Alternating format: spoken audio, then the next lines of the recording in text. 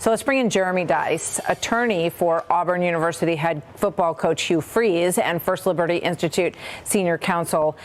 Good to have you here, Jeremy. Thank you for joining us. So give us a sense of what the legal questions are here, because you see this group saying that this is a public university, that they shouldn't be promoting religion and faith on the grounds of a public university. What do you say to them? Well, this is an organization that is upset that Christian people are doing Christian things at a Christian organized event. This should be no surprise to us whatsoever. The founding fathers had absolutely no problem with this kind of a thing. And the Supreme Court has recently reaffirmed that this is perfectly acceptable, that coaches like Coach Freeze and all the other coaches involved here, they don't have to shed their constitutional rights when they walk through the schoolhouse gates. They can actually be people of faith. And unless and until this organization comes to us with something resembling proof that this has been coercive or forcing people to bow down in a way that they don't want to do so, then they need to go back and read the First Amendment that guarantees the free exercise of religion. In other words, to borrow from Justice Gorsuch, this organization, in the name of religious liberty, is trying to use religious liberty to censor religious liberty. We're not going to stand for that kind of thing any longer in this country.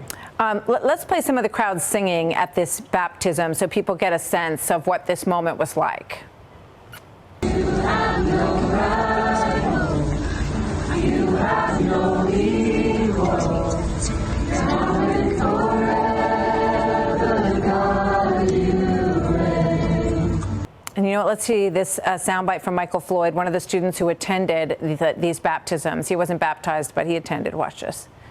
It lets people know that college students are unapologetic about their worship and seeking Christ, and that, you know, that we're rising up to take a stand for the kingdom of God and to see that, hey, it's time to be about our Father's business.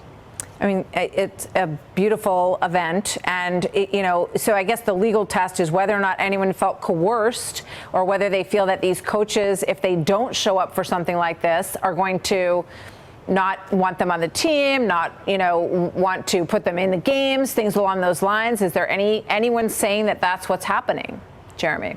No, and there's no proof of that. And it has to be actual coercion and not these feelings of coercion that maybe they saw religion in public and got scared as if it's some sort of disease that's going to infect them. No, they actually have to bring evidence that they are being coerced in some way. That's not the case here. Look, if the founding fathers landed in 2023 America today and saw the amount of suppression in the name of religious freedom that this group and others is trying to force upon us, they would be shocked and concerned. The reality is this: we have more religious freedom in our country today than we have had in decades. And so for Coach Freeze, for these students on campus, for coaches and students across the country, let me just speak to them bluntly. You have the maximum amount of religious freedom that you've ever had in this country.